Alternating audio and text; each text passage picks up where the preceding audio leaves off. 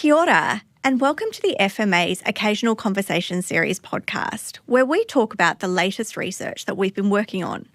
I'm joined today by Gael Price, Head of Economics and Research at the FMA, whose team is behind the latest piece of research called Good Sense, Kiwis on Savings and Debt. Welcome, Gael. Hi, Heidi. Can you tell us about this research and what you've found?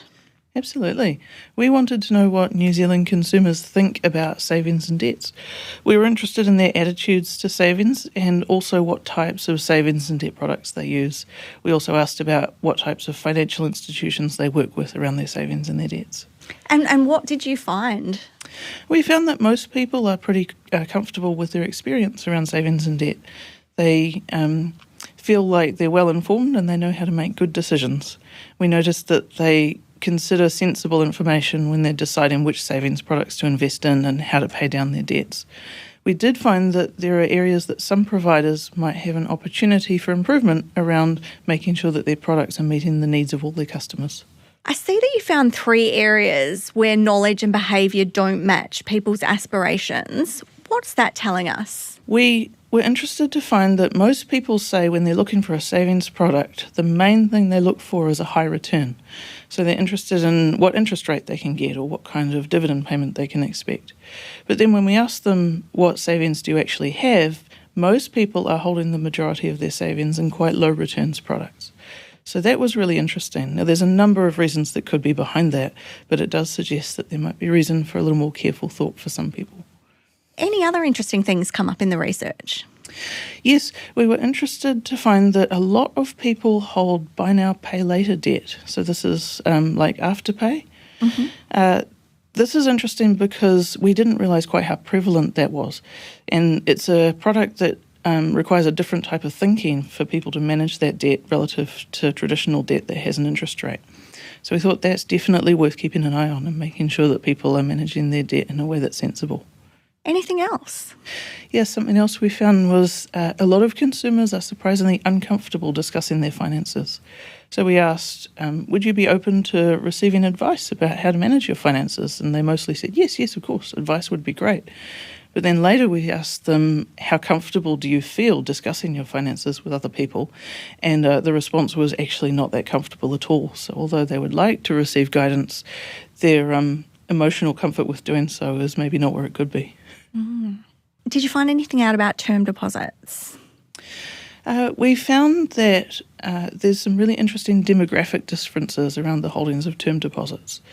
So when we broke down our findings into age categories, we found that people aged 65 and over have some really unique features.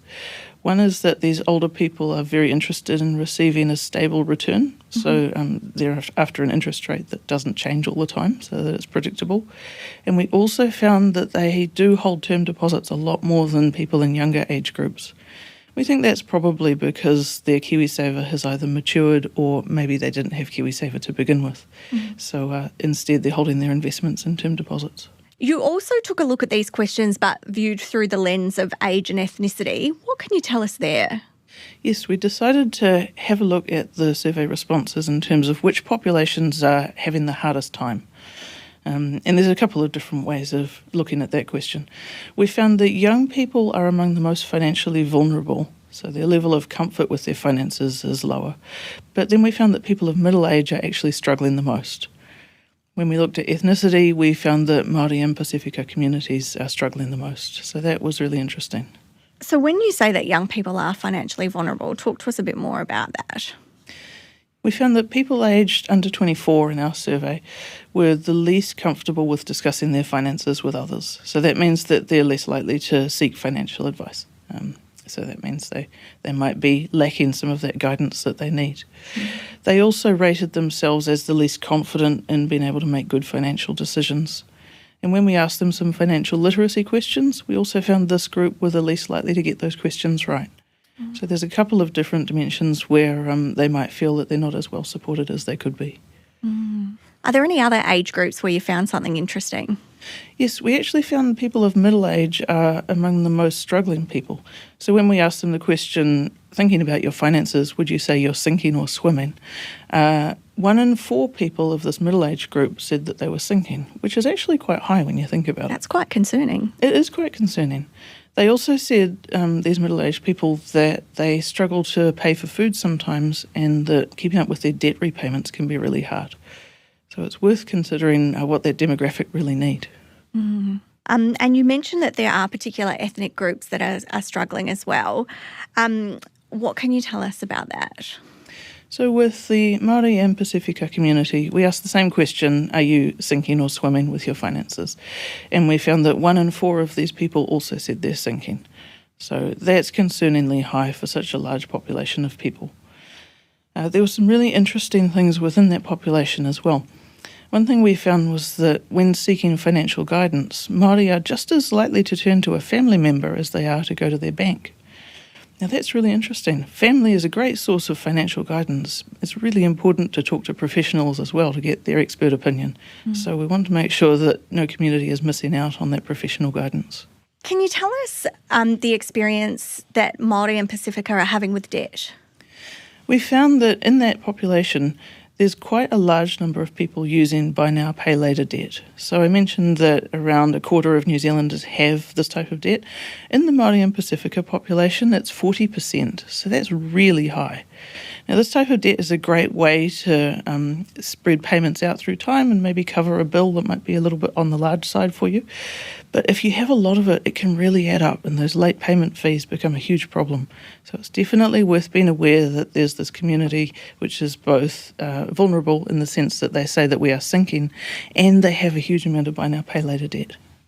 Gail, can you tell us what financial services providers could take from this research?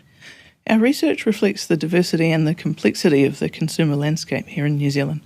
So organisations like banks, insurance companies, managed fund providers, even financial advisors will find that there's some areas of this research that reflect their experience with consumers and some that maybe don't because it is a diverse group of people. I think if I was a provider, the big takeaway that I would be looking at is people's level of comfort with talking about their finances. It's really, really important that people can feel safe to access useful guidance about their financial decision making. And so anything a provider might be able to do to be approachable, to make sure that people do feel comfortable, I think it's really worth investing in that. None of the things that we've found, which we're describing as areas for improvement, are bad things. It's all just areas of opportunity. There are places where consumers might feel that they could be served a little bit better if products were maybe designed slightly differently. There's an opportunity for providers to think about whether that's part of what they want to do. But it doesn't mean that anything is going wrong out there. Well, that is good news. Yeah. And a great positive note to end the podcast. So thanks very much for your time today, Gail. Thank you. If you'd like to access this research, check out our website, www.fma.govt.nz. See you next time.